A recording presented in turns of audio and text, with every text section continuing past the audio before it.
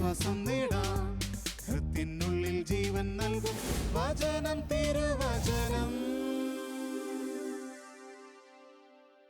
പിതാവിൻ്റെയും പുത്രൻ്റെയും പരിശുദ്ധാത്മാവിൻ്റെയും നാമത്തിൽ ആമേൻ. കർത്താവ് ആഗ്രഹിക്കുന്നത് നമ്മളെല്ലാം സ്നേഹത്തോടുകൂടി പെരുമാറണമെന്നാണ്. ഈശോ എങ്ങനെ പെരുമാറിയോ അതേപോലെ നമ്മളും എല്ലാവരോടും പെരുമാറണമെന്ന് ഈശോ ആഗ്രഹിക്കുന്നു. ക്രിസ്തുവിൻ്റെ മുഖം സ്വന്തമാക്കാനായിട്ട് നമുക്കും ആഗ്രഹിക്കണം. ഞാൻ അങ്ങനെ ഒരു ആഗ്രഹത്തോടു കൂടി ജീവിക്കുമ്പം നിരന്തരം എൻ്റെ ഉള്ളിൻ്റെ ഉള്ളിൽ ഈ ആഗ്രഹം നിലനിൽക്കുമ്പോൾ കർത്താവ് എന്നെ അതിലേക്ക് വളർത്തും. കാരണം ഈശോ പറഞ്ഞിട്ടുണ്ട്, ചോദിക്കുവിൻ നിങ്ങൾക്ക് ലഭിക്കും, അന്വേഷിക്കുവിൻ നിങ്ങൾ കണ്ടെത്തും, മുട്ടുവിൻ നിങ്ങൾക്ക് തുറന്നു കിട്ടും. ഞാൻ എന്ത് അന്വേഷിക്കുന്നുവോ എൻ്റെ ദൈവം എനിക്കത് തരും. അപ്പസ്തോല പ്രവൃത്തിയിൽ 6-ാമത്തെ അധ്യായത്തിൽ സ്തെഫാനോസിനെ വധിക്കാൻ കൊണ്ടുപോകുന്ന ആ ഭാഗം നമ്മൾ കാണുന്നുണ്ട്. അപ്പോൾ സ്തെഫാനോസിനെതിരെ എല്ലാ ആരോപണങ്ങളും നടത്തി. അവസാനം സ്തെഫാനോസ് മരിക്കാൻ തുടങ്ങുന്നതിന് മുമ്പ് അവൻ ഏറ് മേടിച്ച് അങ്ങനെ മരിക്കാനായിട്ട് പോവുകയാണ്. അപ്പോൾ അവൻ സ്വർഗത്തിലേക്ക് നോക്കി. അപ്പോൾ അവൻ കണ്ട കാഴ്ച അവൻ പറയുന്നു, ഇതാ സ്വർഗം തുറന്നിരിക്കുന്നതും മനുഷ്യപുത്രൻ ദൈവത്തിൻ്റെ വലതുഭാഗത്ത് നിൽക്കുന്നതും ഞാൻ കാണും. ഭൂമിയിൽ അവൻ്റെ എതിരാളികൾ അവനെതിരെ കുറ്റങ്ങൾ ആരോപിച്ച് അവനെ കൊല്ലാൻ പോകുന്നു. കല്ലുകൾ അവൻ്റെ മേൽ പതിച്ചുകൊണ്ടിരിക്കുന്നു. മരണവേദന അവൻ അനുഭവിക്കുന്നു. അങ്ങനെ അതിൻ്റെ ഇടയിൽ അവൻ സ്വർഗത്തിലേക്ക് നോക്കി. അപ്പം കണ്ട കാഴ്ചയാണ് അവൻ പറയുന്നത്, ഇതാ സ്വർഗം തുറന്നിരിക്കുന്നതും മനുഷ്യപുത്രൻ ദൈവത്തിൻ്റെ വലതുഭാഗത്ത് നിൽക്കുന്നതും ഞാൻ കാണുന്നു. ഇത് കേട്ടപ്പോൾ കല്ലെറിഞ്ഞുകൊണ്ട് വരുന്നവരെ കൂടുതൽ ആക്രോശിച്ചു. അപ്പോൾ സ്തെഫാനോസിൻ്റെ അന്ത്യനിമിഷത്തിൽ അവൻ കാണുന്ന കാഴ്ചയാണ് സ്വർഗം തുറന്നിരിക്കുന്നതും മനുഷ്യപുത്രൻ ദൈവത്തിൻ്റെ വലതുഭാഗത്ത് നിൽക്കുന്നതും ഞാൻ കാണുന്നു. അവരുടെ ആരോപണം ഇതായിരുന്നു. അപ്പസ്തോല പ്രവൃത്തി 6-ാമത്തെ അധ്യായം 13-ാമത്തെ തിരുവചനത്തിൽ, ഇവൻ വിശുദ്ധ സ്ഥലത്തിനും നിയമത്തിനും എതിരായി സംസാരിക്കുന്നതിൽ നിന്ന് ഒരിക്കലും വിരമിക്കുന്നില്ല. അവൻ്റെ മേൽ ആരോപിക്കപ്പെട്ട കുറ്റം ഇതാണ്. ദൈവത്തിന് സാക്ഷ്യം നൽകിക്കൊണ്ട് ജീവിക്കുന്ന കർത്താവിൻ്റെ പുനരുദ്ധാനത്തിന് ശേഷം അപ്പസ്തോലന്മാരുടെ വചനപ്രഘോഷണത്തിൽ ആകൃഷ്ടനായി കർത്താവിൻ്റെ വഴിയിലേക്ക് വന്ന് കർത്താവിനെ സ്നേഹിച്ച് ജീവിക്കുന്ന സ്തെഫാനോസ്, അപ്പോൾ കർത്താവിൻ്റെ ശിഷ്യഗണത്തിലെ പ്രമുഖനായ ഈ മനുഷ്യനെ കല്ലെറിഞ്ഞ് കൊല്ലുമ്പോൾ അവന് ഉണ്ടായ പ്രതികരണമാണ് നമ്മൾ ശ്രദ്ധിക്കേണ്ടത്. അപ്പോൾ കള്ളസാക്ഷ്യം പറഞ്ഞ് കർത്താവിൻ്റെ ഒരു ദാസനെ അവർ കൊന്നുകളയുമ്പോൾ അവൻ്റെ മേൽ ആരോപിക്കപ്പെട്ട ഒരു കുറ്റത്തെക്കുറിച്ചും അവൻ അവിടെ ഒരു വിശദീകരണവും ചോദിക്കുന്നില്ല. അപ്പോൾ സ്തെഫാനോസ് രക്തസാക്ഷിയാകാൻ പോകുമ്പോഴും അവൻ നോക്കുന്നത് സ്വർഗത്തിലേക്കാണ്, കർത്താവിൻ്റെ മുഖത്തേക്കാണ്. അപ്പോൾ അപ്പസ്തോല പ്രവൃത്തി 6-ാമത്തെ അധ്യായം 10-ാമത്തെ വചനം നമ്മോട് പറയുന്നു, അവൻ്റെ സംസാരത്തിൽ വെളിപ്പെട്ട ജ്ഞാനത്തോടും ആത്മാവിനോടും എതിർത്ത് നിൽക്കാൻ അവർക്ക് കഴിഞ്ഞില്ല. ഇത് നമുക്ക് കരുത്തു പകരേണ്ട ഒരു വചനമാണ്. അവൻ്റെ സംസാരത്തിൽ വെളിപ്പെട്ട ജ്ഞാനത്തോടും ആത്മാവിനോടും എതിർത്ത് നിൽക്കാൻ അവർക്ക് കഴിഞ്ഞില്ല. ഈ പീഡകർക്ക് ഈ സ്തെഫാനോസിൻ്റെ സംസാരത്തിൽ വെളിപ്പെട്ട ജ്ഞാനത്തോടും അവനിൽ കുടികൊണ്ട ആത്മാവിനോടും ആ അഭിഷേകത്തോടും എതിർത്ത് നിൽക്കാൻ കഴിഞ്ഞില്ല. പ്രിയപ്പെട്ട സഹോദരങ്ങളെ, ക്രിസ്തുവിൻ്റെ മുഖം സ്വന്തമാക്കി കഴിയുമ്പോൾ ഒരാത്മീയ മനുഷ്യന് ലഭിക്കുന്ന വലിയൊരു അനുഗ്രഹമാണ് അവനെ ചെറുത്ത് നിൽക്കാൻ ആർക്കും സാധിക്കാത്ത അപാരമായ ശക്തിയും കഴിവും ദൈവം അവന് കൊടുക്കും. മരണത്തിൻ്റെ മുമ്പിൽ അവൻ സ്വർഗത്തിലേക്കാണ് നോക്കിയത്. ആ മരണത്തിൻ്റെ മുമ്പിൽ അവൻ ചുറ്റുപാടും നോക്കി നിലവിളിച്ചില്ല. അവൻ വെള്ളത്തിനു വേണ്ടി നിലവിളിച്ചില്ല. അവൻ നോക്കിയത് സ്വർഗത്തിലേക്കായിരുന്നു. അവൻ ചുറ്റും നോക്കിയില്ല. അതാണ് ഏറ്റവും പ്രധാനപ്പെട്ട കാര്യം. നമ്മളാണെങ്കിൽ നമ്മുടെ ജീവിതത്തിൽ നമ്മൾക്കും ഒത്തിരിയേറെ പീഡകൾ സമൂഹത്തിൽ നിന്നും പലയിടത്തു നിന്നും നമുക്ക് കേൾക്കേണ്ടി വരും. പക്ഷേ നമ്മൾ നമ്മുടെ ചുറ്റും നോക്കും. എന്നിട്ട് ആരൊക്കെയാണ് എന്നെ കല്ലെറിയാൻ പോകുന്നത്? ആരൊക്കെയാണ് എനിക്കെതിരെ നിൽക്കുന്നത്? ആരൊക്കെയാണ് കാരണം കൂടാതെ എന്നെ കുറ്റം വിധിക്കുന്നത്? അപ്പം നമ്മൾ നോക്കുന്നത് എന്താണ്? ഞാൻ സ്നേഹിച്ചവരുണ്ട്, എന്നെ സ്നേഹിക്കുന്നു എന്ന് പറഞ്ഞവരുണ്ട്, അപ്പം ഞാൻ ഉപകാരം ചെയ്തവരുണ്ട്, ഞാൻ സാമ്പത്തികമായി സഹായിച്ചവരുണ്ടാകാം, ഞാൻ ആർക്കൊക്കെ വേണ്ടി പ്രാർത്ഥിച്ചോ അവരൊക്കെ ഉണ്ടാകാം അതിനകത്ത്, ഞാൻ ഭക്ഷണം കൊടുത്തവരുണ്ടാകാം, ഞാൻ ശാരീരികമായി അവർക്ക് വേണ്ടി കഠിനാധ്വാനം ചെയ്തിട്ടുണ്ടാവാം, മറ്റു പലവിധ സഹായങ്ങളും ഞാൻ ചെയ്തു കൊടുത്തിട്ടുള്ളവർ എനിക്കെതിരെ കല്ലെറിയാനായി നിൽപ്പുണ്ടാവും. നമ്മൾ അതാണ് നോക്കാറുള്ളത്. അത് നോക്കിയിട്ടാണ് പലപ്പോഴും നമ്മൾ കൂടുതൽ വേദനിക്കാറുള്ളത്. ഇതൊക്കെ നമ്മളെ ഒത്തിരിയേറെ വേദനിപ്പിക്കുന്ന കാര്യങ്ങളാണ്.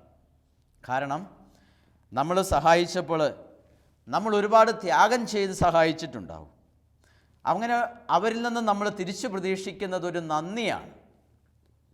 പക്ഷേ ഈ നന്ദി കിട്ടാതെ അവർ നമ്മളെ എറിയാൻ കല്ലുമായി നിൽക്കുമ്പോൾ നമ്മളവിടെ തകർന്നു പോവുകയാണ്. ഈ തകർച്ച നമ്മുടെ കുടുംബങ്ങളിലും സമൂഹങ്ങളിലും സഭയിലുമൊക്കെ നമുക്ക് കാണാറുണ്ട്. ഇങ്ങനെ പരിക്കേൽക്കുന്ന ഒരുപാട് മനുഷ്യരുണ്ട്. ഇങ്ങനെ അന്യരിൽ നിന്നും പരിക്കേറ്റവർ അവരുടെ ആ പരിക്കുകൾ വ്രണമായി തീരാറുണ്ട്. അങ്ങനെ അവരുടെ സഹനങ്ങൾ വീണ്ടും വീണ്ടും വർദ്ധിക്കാറുണ്ട്. അപ്പം നമുക്ക് മറ്റുള്ളവരിൽ നിന്നും ഏൽക്കുന്ന പരിക്കുകൾ ഈ തരത്തിൽ അവർ കല്ലെറിയുമ്പോൾ ഏൽക്കുന്ന പരിക്കുകൾ വ്രണമായി തീരുന്നത് അവരെക്കുറിച്ചുള്ള നമ്മുടെ ഓർമ്മകളും നമ്മൾ അവർക്ക് ചെയ്തു കൊടുത്തിട്ടുള്ള കാര്യങ്ങളും എന്നിട്ടും ഇവരൊക്കെ എനിക്ക് ഇതാണല്ലോ തിരിച്ചു തരുന്നത് എന്നുള്ള നമ്മുടെ ചിന്തകളും ആ മുറിവുകളൊക്കെ വ്രണങ്ങളാക്കി തീർക്കുകയാണ്. ഉദാഹരണത്തിന് പറഞ്ഞാൽ, പ്രായമായി ഭവനങ്ങളിൽ വിശ്രമിക്കുന്ന മാതാപിതാക്കളെ മക്കൾ കുറ്റപ്പെടുത്തുമ്പോൾ, അവരാർക്കും വേണ്ടാത്തവരായി തീരുമ്പോൾ, ഈ മാതാപിതാക്കൾ തങ്ങളുടെ പഴയകാല ജീവിതം, ഈ മക്കളെ വളർത്തിക്കൊണ്ടുവന്ന മുഴുവൻ സാഹചര്യങ്ങളും സംഭവങ്ങളും ഓർക്കുകയും അവർക്ക് വിശ്വസിക്കാൻ പറ്റുന്നവരോട് അവയൊക്കെ എണ്ണി എണ്ണി പറയുകയും ചെയ്യുന്നത് ധാരാളം കേട്ടിട്ടുണ്ട്. അത് കേൾക്കുന്നവരും വിചാരിക്കും, ശോ എന്തൊരു കഷ്ടം, ഒത്തിരിയേറെ സങ്കടം നമുക്കും വരും. അപ്പം മാതാപിതാക്കളെ തിരസ്കരിക്കുന്ന മക്കൾ, ഭാര്യാഭർത്താക്കന്മാർ പരസ്പരം പോരടിക്കുമ്പോൾ, ഞാൻ എന്തെല്ലാം ചെയ്തു കൊടുത്തിട്ടുണ്ട്, ഞാൻ നിനക്ക് വേണ്ടി എന്ത് ത്യാഗം സഹിച്ചിട്ടുണ്ട്, ഞാൻ എന്തുമാത്രം കുടുംബത്തിന് വേണ്ടി കഷ്ടപ്പെട്ടിട്ടുണ്ട്. അതുപോലെ സഹോദരങ്ങൾ തമ്മിൽ കലഹിക്കുമ്പോൾ അവർക്ക് വേണ്ടി ആദ്യകാലം മുതൽ, ഓർമ്മ വെച്ച കാലം മുതൽ ചെയ്തിട്ടുള്ള മുഴുവൻ കാര്യങ്ങളും ഏറ്റേറ്റു പറയുകയും അതൊക്കെ മുറിവുകളും വീണ്ടും വ്രണങ്ങളുമായി തീരുന്ന ഒരുപാട് അനുഭവങ്ങളിലൂടെ നമ്മുടെ സമൂഹത്തിൽ, സഭയിൽ, കുടുംബങ്ങളിലൊക്കെ ഒത്തിരി പേര് കടന്നു പോകുന്നുണ്ട്. അപ്പം വേദനിക്കുമ്പോൾ ചെയ്ത ഉപകാരങ്ങൾ നമ്മൾ ഓർക്കുകയും അതൊക്കെ നമ്മുടെ ജീവിതത്തിൽ വേദനകളെ വർദ്ധിപ്പിക്കുകയും ചെയ്യാറുണ്ട്. ഇങ്ങനെയുള്ള സന്ദർഭങ്ങളിൽ സ്തെഫാനോസ് സ്വർഗത്തിലേക്ക് മരണസമയത്ത് നോക്കിയതുപോലെ നമ്മൾ ഈ ചുറ്റുപാടുകളിലേക്ക് നോക്കാതെ, എൻ്റെ പഴയകാല ജീവിതത്തിലേക്ക് നോക്കാതെ, ഞാൻ അവർക്കൊക്കെ ചെയ്തു കൊടുത്ത കാര്യങ്ങളിലേക്ക് നോക്കി ഞാൻ എന്നോട് തന്നെ സഹതാപം പ്രകടിപ്പിക്കാതെയും വേദനിക്കാതെയും നമുക്ക് സ്വർഗത്തിലേക്ക് സ്തെഫാനോസ് നോക്കിയതുപോലെ നോക്കാൻ കഴിഞ്ഞാൽ അവിടെ നമ്മുടെ സഹനങ്ങളൊക്കെ അനുഗ്രഹമായി തീരും, നമ്മുടെ മുറിവുകളൊക്കെ അവിടെ തിരുമുറിവുകളായി തീരും. ഇതിന് ക്രിസ്തുവിൻ്റെ മുഖം നമ്മൾ സ്വന്തമാക്കണം. കർത്താവിൻ്റെ പെരുമാറ്റത്തിലേക്ക് നമ്മൾ നോക്കുക, കർത്താവിൻ്റെ മുഖത്തേക്ക് നമ്മൾ നോക്കുക. വിശുദ്ധ ഗ്രന്ഥത്തിൽ അനേക അനുഭവങ്ങൾ നമ്മൾ കാണുന്നുണ്ട്. അവിടെയൊക്കെ കർത്താവ് എങ്ങനെയാണ് പെരുമാറിയത് എന്ന് നമുക്ക് പഠിക്കാൻ കഴിഞ്ഞാൽ, കർത്താവ് പെരുമാറിയതുപോലെ ഞാനും ഇനി പെരുമാറാൻ പോവുകയാണ്, ആ ശൈലി ഞാൻ സ്വന്തമാക്കാൻ പോവുകയാണ്, എന്നിട്ട് ആ തിരുമുഖത്ത് നോക്കി ഞാൻ ജീവിക്കാൻ പോവുകയാണ്. ഈ ഒരു തീരുമാനവും ആഗ്രഹവും നമ്മളെ അനുഗ്രഹിക്കും. നമ്മുടെ മുറിവുകൾ തിരുമുറിവുകളാകും. നമ്മുടെ വേദനകൾ കർത്താവ് ഏറ്റെടുക്കുകയും ചെയ്യും. നമ്മൾ ധൂർത്തപുത്രൻ്റെ ഉപമയിലേക്ക് നമ്മൾ നോക്കുക. ഈ ധൂർത്തപുത്രൻ പിതാവിൻ്റെ അടുത്ത് നിന്ന് എൻ്റെ ഓഹരി എനിക്ക് തന്നേരെ എന്ന് പറഞ്ഞ് അവൻ അവകാശപ്പെട്ടത് മേടിച്ചുകൊണ്ട് ആ പുത്രൻ പോയി. ഏതൊരു പിതാവും ഇരുന്ന് നീറുന്ന ഒരനുഭവമാണിത്. നിനക്ക് തരാൻ എനിക്ക് സൗകര്യമില്ല എന്ന് വേണമെങ്കിൽ ആ പിതാവിന് പറയാമായിരുന്നു. പക്ഷേ ചോദിച്ചപ്പോൾ തന്നെ ആ പിതാവ് കൊടുത്തു. ആ സമ്പത്ത് മുഴുവനും അവൻ വാരി ഈ പിതാവ് അധ്വാനിച്ചുണ്ടാക്കിയതാണ്. ആ പിതാവിനറിയാം താൻ എങ്ങനെയാണ് ആ സമ്പത്ത് മുഴുവനും ഉണ്ടാക്കിയത് എന്ന്. ഒരധ്വാനവുമില്ലാത്ത ഈ മകൻ അത് വാങ്ങി പോവുകയാണ്.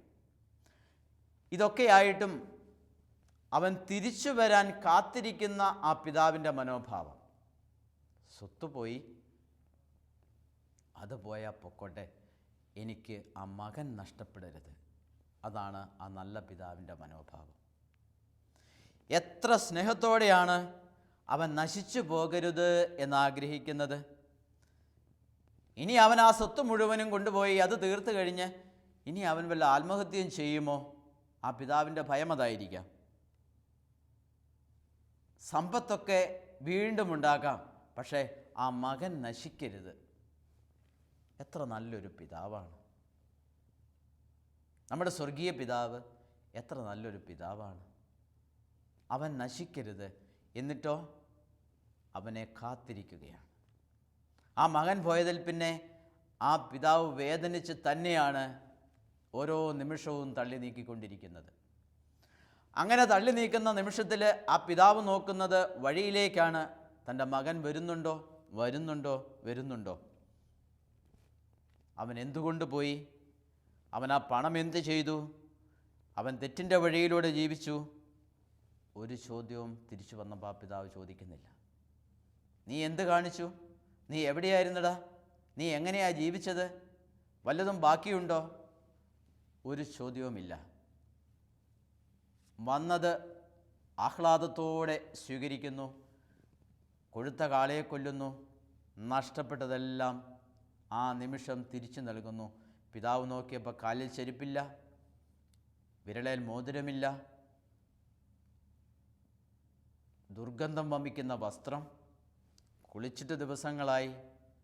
എല്ലാം കൊടുത്ത് അവനെ വീണ്ടും സ്വീകരിക്കുന്ന ഒരു പിതാവിൻ്റെ സ്നേഹം.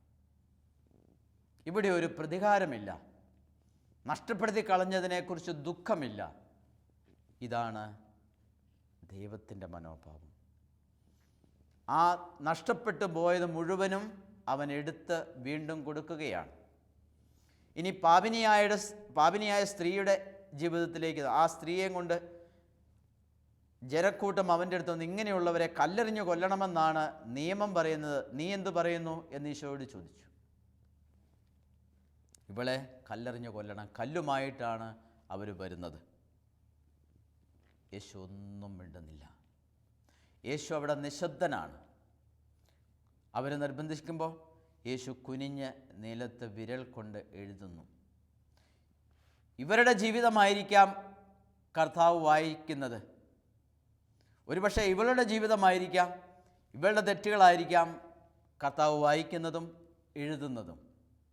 പക്ഷെ കർത്താവ് ഒരു മറുപടിയും അവിടെ പറയുന്നില്ല.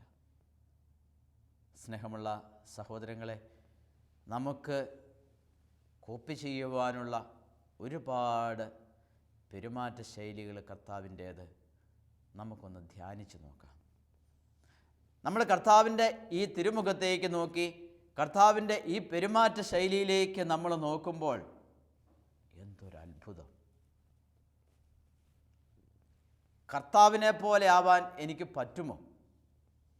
എനിക്ക് അത്രത്തോളം ഒന്നുമായില്ലെങ്കിലും ഒരല്പാൽപ്പം എനിക്ക് കോപ്പി ചെയ്യാനായിട്ട് പറ്റുമോ? കർത്താവ് ഒന്നും മിണ്ടാതെ അവസാനം മടുത്തപ്പോൾ പറഞ്ഞു, നിങ്ങളിൽ പാപമില്ലാത്തവൻ ഇവളെ കല്ലെറിയട്ടെ. അങ്ങനെ ഒരു വിധി അവിടെ പ്രസ്താവിച്ചു. അതോടെ എല്ലാവരുടെയും ആവേശം അവിടെ തണുത്തു. പിന്നെ അവളെ കല്ലെറിയാൻ അവിടെ ആരുമില്ല.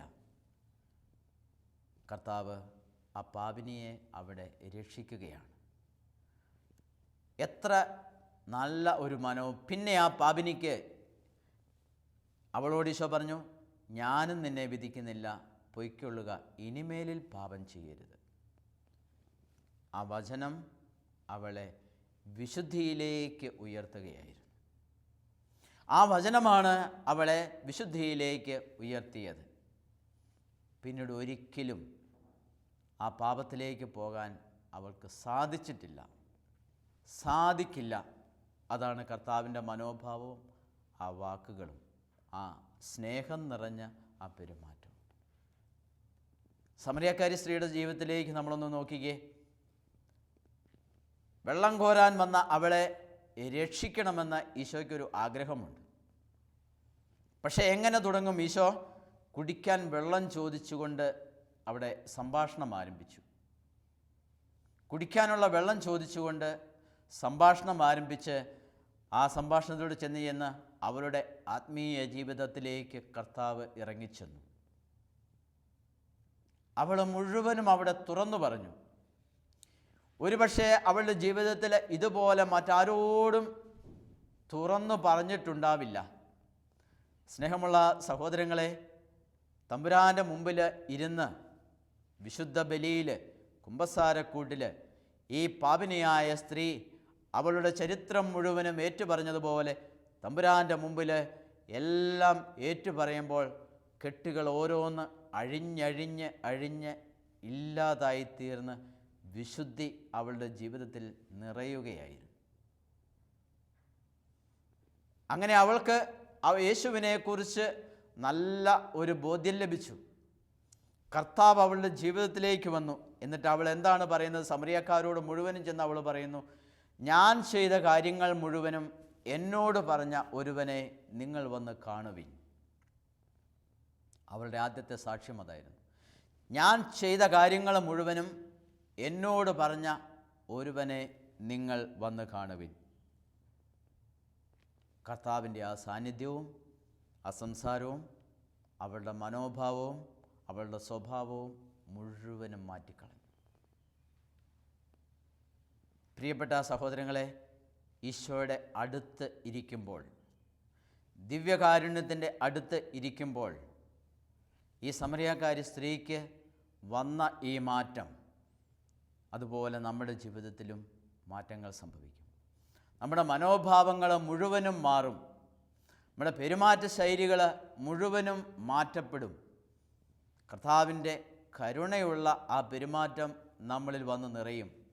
സമറിയക്കാരി സ്ത്രീ ഈശോയുടെ മുമ്പിൽ മുഴുവനും ഏറ്റുപറഞ്ഞ് ആ കർത്താവിൻ്റെ തിരുമുഖത്തേക്ക് നോക്കി നിന്നപ്പോൾ അവൾക്ക് കിട്ടിയ മാറ്റമാണത്. ഇത് നമ്മുടെ ജീവിതത്തിൽ സംഭവിക്കും. ഇത് അവൾക്ക് മാത്രമുള്ളതല്ല. അപ്പസ്തോല പ്രവൃത്തിയിൽ പറയുന്നത് പോലെ ഇത് കർത്താവ് തൻ്റെ അടുത്തേക്ക് വരുന്ന മുഴുവൻ ജനതയ്ക്കും നൽകിയിട്ടുള്ള വാഗ്ദാനമാണിത്. അപ്പം കാണാതെ പോയ ആടിനെ തേടുന്ന നല്ലിടയനുണ്ട്. അവനെന്താണ്? അവനൊരാട് പോയിട്ട് അതിനെ തപ്പി നടക്കുകയാണ്. അവൻ ഉള്ളിൻ്റെ ഉള്ളിൽ വിചാരിക്കുന്നില്ല, കാണാതെ പോയ നിന്നെ ഒരനുസരണമില്ലാത്ത ആടാണ് നീ. ഇനി എൻ്റെ വീട്ടിൽ എന്തെങ്കിലും 2 വിരുന്നുകാർ ഒരുമിച്ച് വന്നെങ്കിൽ അന്ന് നിന്നെ ഞാൻ കൊന്ന് ഞാൻ അവർക്ക് ഭക്ഷണമുണ്ടാക്കും. അവനത് പറയുന്നില്ല. കൂട്ടം തെറ്റി നടക്കാൻ മിടുക്കനാണിവൻ. എൻ്റെ സമയം കളയുന്ന ഇവനെ ഞാനിനി അധികം കാലം പോറ്റുന്നില്ല. അവൻ അങ്ങനെയൊന്നും തീരുമാനിച്ചില്ല. അവനതിനെ തപ്പി നടക്കുകയാണ്. അപ്പം ക്രിസ്തുവിൻ്റെ ഈ മുഖം, അതാണ് നല്ലിടയൻ്റെ ഉപമയിലൂടെ കർത്താവ് നമുക്ക് കാണിച്ചു തരുന്നത്. ഈ മുഖമാണ് ഞാൻ സ്വന്തമാക്കേണ്ടത്. എനിക്ക് എങ്ങനെ ഈ മുഖം സ്വന്തമാക്കാനായിട്ട് സാധിക്കും? ഇത് സ്വന്തമാക്കാനാണ് കർത്താവ് തന്നെ നമുക്ക് നൽകുന്നത് ദിവ്യകാരുണ്യമായിട്ട്. ആ അപ്പം ഭക്ഷിക്കുകയും ആ രക്തം പാനം ചെയ്യുകയും ചെയ്യുമ്പോൾ അവിടുന്ന് എന്നിൽ ജീവിക്കുകയാണ്. എൻ്റെ ശരീരം ഭക്ഷിക്കുകയും എൻ്റെ രക്തം പാനം ചെയ്യുകയും ചെയ്യുന്നവനാരോ അവന് നിത്യജീവനുണ്ട്. ആ ശരീരം ഭക്ഷിക്കാതെയും ആ രക്തം പാനം ചെയ്യാതെയും ഞാൻ ഓടി മറിഞ്ഞ് തിരിഞ്ഞു കളിച്ച് നടക്കുമ്പോൾ എനിക്ക് നഷ്ടമാകുന്നത് ക്രിസ്തുവിൻ്റെ ഈ മുഖമാണ്. ക്രിസ്തുവിൻ്റെ ഈ മുഖം സ്വന്തമാക്കാൻ ക്രിസ്തു എനിക്ക് തന്നിരിക്കുന്ന ഏറ്റവും നല്ല ഒരു വഴിയാണ് അവിടുത്തെ ശരീരം ഭക്ഷിക്കാനും അവിടുത്തെ രക്തം പാനം ചെയ്യാനും എനിക്ക് തുറന്നു തന്നിരിക്കുന്ന വഴി. ഞാൻ വിശ്വാസത്തോടെ ഈ ദിവ്യകാരുണ്യത്തെ സ്വീകരിക്കുമ്പോൾ ഈ ക്രിസ്തു എന്നിൽ ജീവിക്കുന്നു. എൻ്റെ ശരീരം ഭക്ഷിക്കുകയും രക്തം പാനം ചെയ്യുകയും ചെയ്യുന്നവനിൽ ഞാൻ വസിക്കും, അവൻ എന്നിലും വസിക്കും. ഈ പരസ്പര വാസം, ഈ സഹവാസം നമ്മളെ ക്രിസ്തുവിൻ്റെ മുഖം സ്വന്തമാക്കാൻ ക്ഷണിക്കുകയാണ്. നമ്മളിങ്ങനെ ജീവിക്കുമ്പോഴാണ് ആ ക്രിസ്തുവിൻ്റെ മനോഭാവത്തോടെയും ക്രിസ്തുവിൻ്റെ ആ മുഖത്തോടുകൂടെയും നമ്മൾ ജീവിക്കുമ്പോൾ നമ്മുടെ പരിസരവും ഞാൻ ജീവിക്കുന്ന കുടുംബവും ഞാൻ ജോലി ചെയ്യുന്ന എൻ്റെ സാഹചര്യങ്ങളും എൻ്റെ വീടും എൻ്റെ ഓഫീസും എൻ്റെ ഇടവകയും എൻ്റെ കുടുംബവും എൻ്റെ ജീവിത പങ്കാളിയും അവരെല്ലാം മാറാനിടയാകും. അവരിലേക്കൊക്കെ ക്രിസ്തുവിൻ്റെ ഈ മുഖത്തിൻ്റെ ചൈതന്യം ഇറങ്ങി വരികയാണ്. പരിശുദ്ധ അമ്മ എലിസബത്തിനെ കാണാനായിട്ട് ചെന്നു. എലിസബത്തിനെ കാണാനായിട്ട് ചെന്നപ്പോൾ എലിസബത്തിൻ്റെ ഉദരത്തിൽ ശിശു സന്തോഷത്താൽ കുതിച്ചു ചാടി. പരിശുദ്ധ അമ്മയുടെ സാന്നിധ്യം, ആത്മാവ് നിറഞ്ഞ അമ്മയുടെ സാന്നിധ്യം അവിടെ വരുത്തിയ ഒരു മാറ്റമാണത്. എലിസബത്ത് അത് അപ്പോൾ തന്നെ വിളിച്ചു പറഞ്ഞു, നിൻ്റെ അഭിവാദനത്തിൻ്റെ സ്വരം കേട്ടപ്പോൾ ശിശു സന്തോഷത്താൽ എൻ്റെ ഉദരത്തിൽ കുതിച്ചു ചാടി. ഇതുപോലെ ഞാൻ ജീവിക്കുന്ന എൻ്റെ ജീവിത സാഹചര്യങ്ങൾ, ഞാൻ ജോലി ചെയ്യുന്ന എൻ്റെ ഓഫീസ്, എൻ്റെ കൃഷിയിടം, എൻ്റെ വീട്, എൻ്റെ മാതാപിതാക്കൾ, എൻ്റെ സഹോദരങ്ങൾ, ജീവിത പങ്കാളി, ഞാനുമായി ഇടപെടുന്ന എൻ്റെ സുഹൃത്തുക്കൾ, എല്ലാവരിലും ക്രിസ്തുവിൻ്റെ ചൈതന്യം നിറയാൻ ഇടയാകും. പരിശുദ്ധ അമ്മ എലീശോയെ കണ്ടപ്പോൾ എലീശോയിൽ സംഭവിച്ചതുപോലെ. ഈ സാക്ഷ്യത്തിനാണ് ദൈവമക്കളായ നമ്മൾ ഓരോരുത്തരും വിളിച്ചിരിക്കുന്നത്. ഇതിൽ നമ്മൾ പരാജയപ്പെടുന്നുണ്ടെങ്കിൽ നമ്മുടെ ജീവിതം അടിമുടി ഒന്ന് മാറ്റേണ്ടതായിട്ടുണ്ട് എന്ന് നമ്മളിപ്പോൾ മനസ്സിലാക്കണം. നമ്മുടെ ജീവിതത്തിൽ നിത്യവും കണ്ടുമുട്ടുന്ന അനേക വ്യക്തികളുണ്ട്, നമ്മളെക്കാൾ വളർന്നു വരുന്നവരുണ്ട്. ഇവരെക്കുറിച്ചൊക്കെ അസൂയയും എൻ്റെ ജീവിതത്തിലെ പോരായ്മകളെക്കുറിച്ചുള്ള സങ്കടവും ഒക്കെയാണ് ഞാൻ നിത്യവും മറ്റുള്ളവർക്ക് വിളമ്പിക്കൊടുക്കുന്നതെങ്കിൽ അത് അവരുടെ ജീവിതത്തെ അസ്വസ്ഥപ്പെടുത്തിക്കൊണ്ടിരിക്കും. സ്നേഹമുള്ളവരെ, നമുക്ക് ചിന്തിച്ചു നോക്കാം, ഞാൻ ക്രിസ്തുവിനോടുകൂടെ ജീവിച്ചിട്ട് എന്താണ് എൻ്റെ ഒപ്പമുള്ളവർക്ക് ഞാൻ വിളമ്പിക്കൊടുക്കുന്നത്? ക്രിസ്തുവിൻ്റെ സന്തോഷവും ക്രിസ്തുവിൻ്റെ സ്നേഹവും നിത്യവും വിളമ്പിക്കൊടുക്കുവാനായിട്ട് എനിക്ക് സാധിക്കുന്നുണ്ടോ? അതോ ഞാൻ അസ്വസ്ഥതയും കലഹവും ശത്രുതയും വിദ്വേഷവും ഒക്കെയാണോ ഞാൻ വിളമ്പിക്കൊടുത്തുകൊണ്ടിരിക്കുന്നത്? എന്താണ് ഞാൻ നിത്യവും വിളമ്പിക്കൊടുത്തുകൊണ്ടിരിക്കുന്നത്? എന്താണ് എന്നിൽ നിന്നും എൻ്റെ കൂടെയുള്ളവർക്ക്, എൻ്റെ കുടുംബത്തിലുള്ളവർക്ക്, സമൂഹത്തിലുള്ളവർക്ക് ഒക്കെ സ്വീകരിക്കുവാനായിട്ട് സാധിക്കുന്നത്? ഈ ഒരു ചിന്ത നമ്മളെ ശരിക്കും അസ്വസ്ഥതപ്പെടുത്തട്ടെ. ഈ ഒരു ചിന്ത എന്നെ വളർത്തട്ടെ. ക്രിസ്തുവിനോളം, ക്രിസ്തുവിൻ്റെ ആ സ്വഭാവം ഞാൻ സ്വന്തമാക്കുന്നതോളം എന്നെ വളർത്തണം. അപ്പം എന്നെ അസ്വസ്ഥതപ്പെടുത്തുന്ന ഈ ചിന്തകൾ, എൻ്റെ കുറവുകൾ ക്രിസ്തുവിനെ മുഖത്തേക്ക് നോക്കാൻ എന്നെ നിർബന്ധിക്കുകയാണ്. അത് സംഭവിക്കുമ്പോൾ ഞാൻ മറ്റൊരു ക്രിസ്തുവായി പൗലോസ് അപ്പോസ്തലൻ പറഞ്ഞതുപോലെ തീരും. ഇനി ഞാനല്ല, ക്രിസ്തു എന്നിൽ ജീവിക്കുന്നു.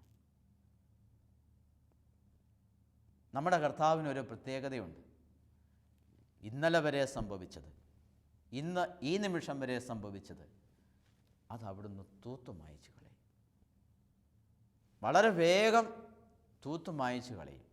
എന്നിട്ട് പാപിനിയോട് പറഞ്ഞതുപോലെ, ഇനിമേലിൽ പാപം ചെയ്യരുത്, ഇതാ ഇവിടെ ആരംഭിച്ചിരിക്കുന്നു. ഇനിമേലിൽ പാപം ചെയ്യരുത്.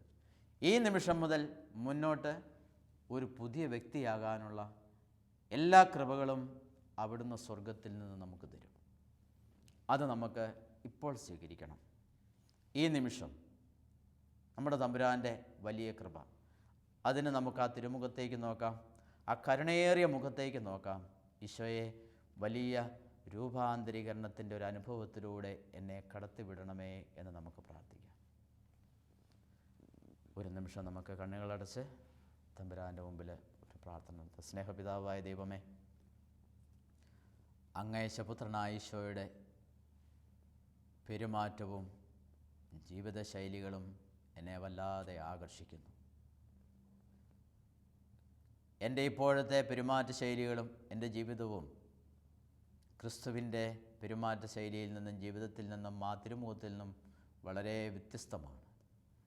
കർത്താവേ, ഇപ്പോൾ സ്വർഗം തുറന്ന് സ്തെഫാനോസ് സ്വർഗത്തിലേക്ക് നോക്കിയതുപോലെ എനിക്ക് എൻ്റെ എല്ലാ ജീവിതത്തിലെ പ്രതിസന്ധി ഘട്ടങ്ങളിലും സ്വർഗത്തിലേക്ക് നോക്കി ക്രിസ്തുവിൻ്റെ ആ മുഖം സ്വന്തമാക്കാൻ എന്നെ അനുഗ്രഹിക്കണമേ. പരിശുദ്ധ അമ്മേ, തിരുക്കുമാരനെ വളർത്തിയ അമ്മ, തിരുക്കുമാരന് എല്ലാം നൽകി, എല്ലാ അനുഗ്രഹങ്ങളും നൽകിയ ആ അമ്മ തിരുക്കുമാരനെ വളർത്തിയതുപോലെ തന്നെ അമ്മ എന്നെയും വളർത്തണമേ. നിത്യപിതാവും പുത്രനും പരിശുദ്ധാത്മാവുമായ സർവേശ്വര എന്നേക്കും